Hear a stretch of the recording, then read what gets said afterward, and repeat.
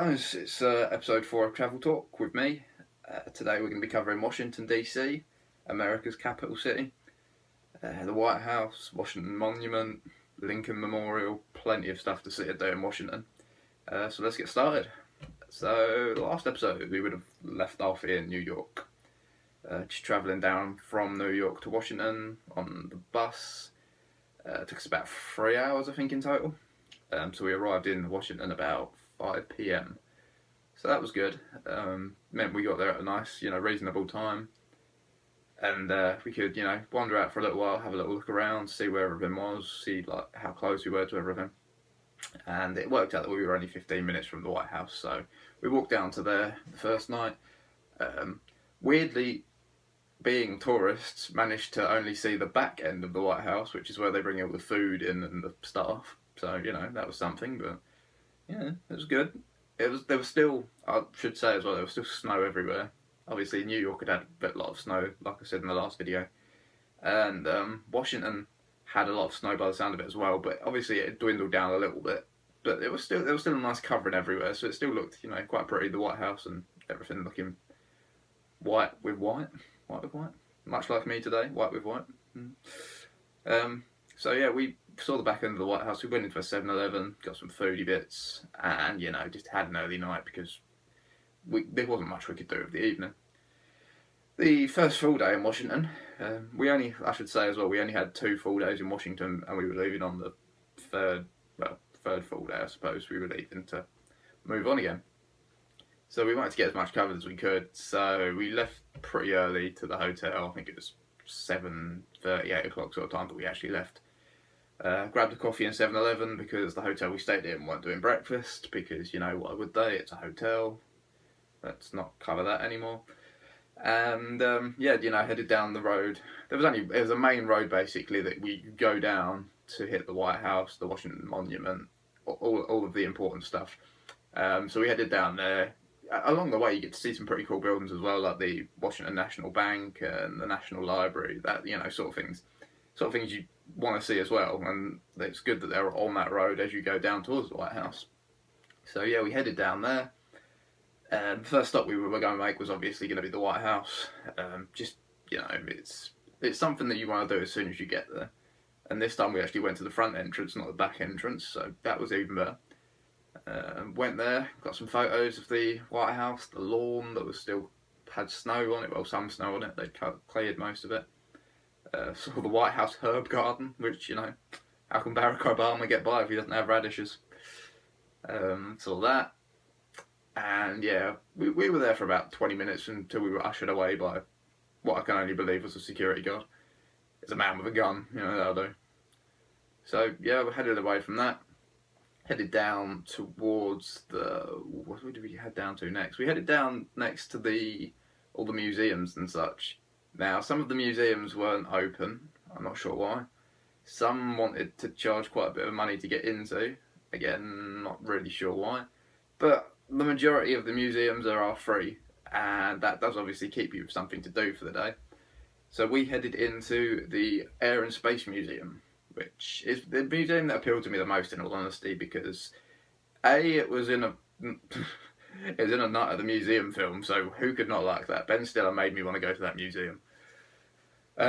So yeah, we went in there and we watched an IMAX about the Hubble telescope, and it was narrated by Leonardo DiCaprio. Now, at the very time of recording this video, the Oscars are a week away, and Leonardo DiCaprio is obviously up for an Oscar, so hopefully he wins it, because it's been about, 15 years, and he's never won one, so good luck, Leo. So I've endorsed you now, you should obviously win, because my endorsement means everything to the Academy Awards.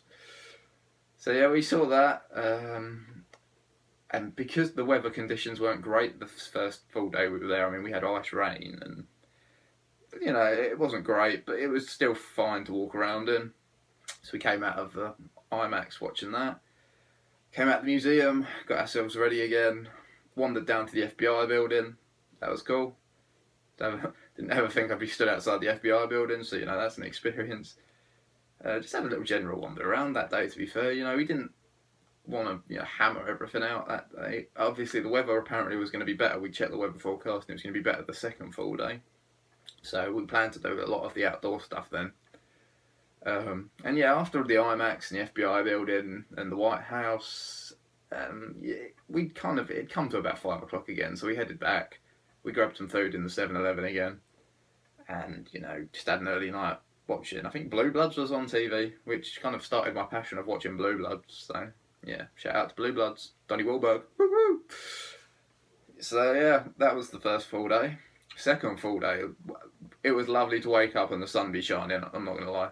It was still cold, it was still snow in patches, but the sun was out. And you know what? When the sun's out, it just makes your mood better. So yeah, we headed out again about 8 o'clock. Headed straight down to the Lincoln Memorial, which is probably about half an hour walk from where we were. Stayed there for about 20 minutes, took a lot of photos. It's incredible to stand outside the Lincoln Memorial to see the size of what it is. I mean, you see it in films and on TV, but to see the actual size of the Lincoln Memorial and the reflecting pool is just, it's unbelievable. And the view you get of the Washington Monument is incredible from standing there. It's one of those experiences that, like I say, you see it on TV and you see your favourite TV character do it and it looks like nothing, but you stand there and do it and it's just, it opens your eyes to what the world can be. Next to the Lincoln Memorial, we had the Vietnam Memorial and the Korean War Memorial. A lot of memorials here, not gonna lie. It's a very big word as well, might get confused. Vietnam and Korea, so yeah, we wandered around those. They're pretty impressive. The one thing I will give America is they do value the war memorials that they build, and they really do put a lot of effort into them, especially for Korea and Vietnam, which were obviously two of their bigger wars. And yeah, it was just nice to see how they're upkept and what pristine condition they're in. They've obviously been there a number of years now, but they're in pristine condition, so it's nice to see that. Headed down from there, took a lovely panoramic view of the Washington Monument with I think it was the Vietnam Memorial, and I'll try and put that at the end of the video. Like I say, again, like last video, I'll put some photos at the end of the video to cover all of this, to give you an idea of what I saw and what I did. And one of me outside the FBI building, which I'm sure everyone wants to see because, me not being arrested was a miracle. Headed down after that to the Holocaust Museum. Now, obviously, everyone knows about what happened to the Jewish people during the Second World War. And you can read about it. I mean, I did history at GCSE and A level, and you read about it and you see pictures. But to go in this museum and see the detail and the dedication that they have to preserving the memory of the people that died, and to celebrate the passion and spirit of the Jewish people during a time of such crisis, it was really harrowing. We spent 3 hours in there, and we could have spent a lot more in there, because you get so drawn into their stories, the stories of each person, of each family, of what they had to, not had to go through, what they went through because of the way the Germans treated them. And it's just, yeah, you just don't get a full feeling of it unless you see it in person. I mean, the museum in Washington is possibly the forefront of history for the Jewish community, and it just, yeah, you just don't get a full feeling of it unless you're there. I mean, unfortunately, we can't take any photos in there because they don't like you taking photos in there. But at the same time, that's not a bad thing, because I'll always remember being in there. It's one of those things you just don't forget. And like I say, it makes you really connect to the story of the Jewish people during the Second World War by seeing everything that was there. So yeah, I was really, really happy with that Holocaust Museum and what it offered and how it enlightened me to everything that happened. On the way back from the Holocaust Museum, we went into Five Guys, which is a restaurant chain in America. I hadn't actually been there. We didn't go to one in New York. I didn't really know of it, to be honest. But we went in there. We had a burger and fries, and it was without doubt. Now, bear in mind, I was in America for 3 months, and we went to countless food places. This was without doubt the best burger I've ever had in my life. It was amazing. It's so good.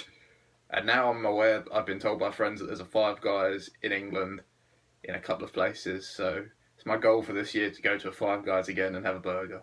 Because that was amazing. Such a good burger. So yeah, that was the end of the second full day. And like I say, the third day we were leaving again. We were leaving to head towards North Carolina. So to say that we'd covered everything that we wanted to in Washington, would be true. We did. We did everything that we needed to do. I've got plenty of photos, plenty of stories, and just overall, we made the most of being in Washington. So there wasn't really much else we could have done. And yeah, it was. I'd like to spend more time in Washington. Obviously, I mean, 2 full days probably isn't enough. The weather conditions maybe didn't help certain times, but overall, I'm so glad to have been to Washington and have seen all these things now. It's just, yeah, it's another thing to tick off my list. And yeah, I'd recommend people go to New York and Washington. You could do New York and Washington on a long week holiday. You could do 3 days in New York, 3 days in Washington, and then fly home on the 7th day.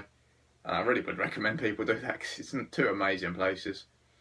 And so much history, and obviously the 9/11 museum in New York was amazing. The Holocaust Museum in Washington's amazing. It's just things like that, things that people don't necessarily go to see, but when you see them, you feel changed. And yeah, that's pretty much it, So yeah, like I say, the next day we were heading to North Carolina, and this is where this video will end. Washington was amazing. But yeah, onwards and upwards. Well, not upwards, onwards and downwards, because North Carolina's down. But on to North Carolina, where more fun and excitement would lay ahead for us. So yeah, until next time, this has been Travel Talk. I've been me, you've been you. See you next time.